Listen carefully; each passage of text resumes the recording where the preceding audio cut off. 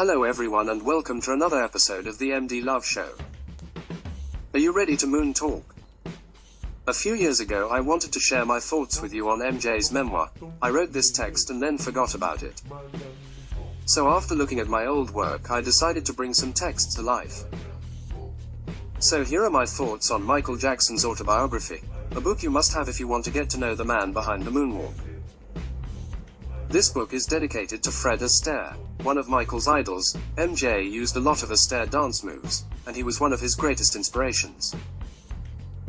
Right after the dedication we have reintroduction of the 2009 edition by Gordy, the founder of Motown Records, where MJ and his brothers began their professional music careers. Mr. Gordy begins his introduction by saying that Michael is not someone you see once in a lifetime, or a decade, or a century. He is someone that comes once, and that's it. We have to agree with that. We will never have another one like him, or even close to him. I hope he knows how much we love and appreciate him. Not just for the work he had done, but for the man he is. Such a sweet soul. We will always love him, no matter what. Gordy continues by saying how at 9 years old he was already so affected by Michael. He didn't understand how a young boy can have that much effect on him, and how he didn't know what to make of it. He tells us how he would always rush to create an environment for MJ and his brothers just to nurture and expend their talent. He said that Michael knew he was special, and he was driven by his hunger to learn. That he wanted to make everything better. Gordy used one of MJ's quotes, how he studied the greats, and became greater. Remember when MJ said that in an interview he made with his friend I believe in 2002. Gordy says how Michael raised the bar, and then broke it. We know he always wanted to top himself. Gordy goes on and he is now introducing the book itself, saying how this is the first book Michael wrote about himself, and how he reveled a lot, that all we need to do is read between the lines, to discover the real Michael. I have to say something about that. Just on a personal note. I feel like I know Michael just by looking at him.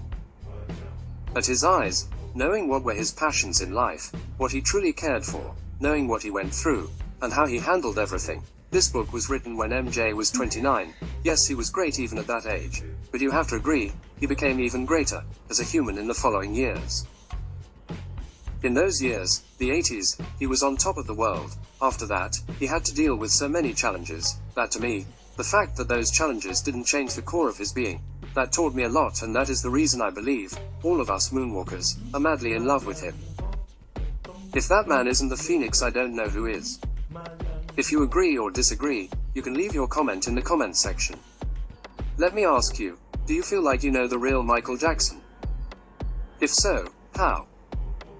Okay, let's continue with the book. Gordy has a long introduction, 2.5 pages, mainly talking about how MJ started in Motown Records, all of the hit songs, etc. But he ends his writing by saying that musically, Michael achieved everything he ever dreamed of.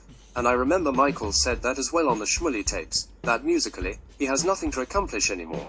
And I guess that's the reason he wanted to become a movie director. That was one of his biggest passions. And then Gordy ends by saying that the more he thinks about what Michael has achieved in the music industry, he believes that the title the King of Pop is just not big enough. That he thinks he was simply the greatest entertainer that ever lived. I agree. Except that he is the greatest soul that is still alive. Yes, I am a believer, that is no secret. I have no doubt that MJ is alive, and I'm hoping he is living his best life. After the Gordy intro, we have another intro by Jackie Kennedy, and 2 quotes, one by Thomas Edison and the other is by John Lennon. Both are interesting, and once I'll read it to you, you'll understand why MJ chose to add it to the book. Chapter 1 is called Just Kids with a Dream. Michael has something to tell us before he begins his journey to memory lane.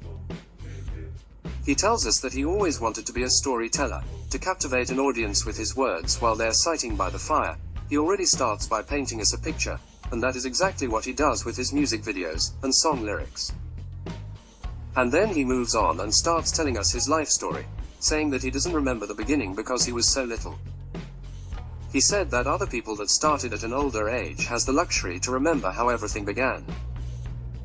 But here is what he remembers from the age of 5. He remembers how he sang on top of his voice and danced with passion. His real and more vivid memories begin when he was 8 or 9 years old, when the Jackson 5 took off. Share in the comments, what is your favorite story from Moonwalk that Michael shared with us about himself?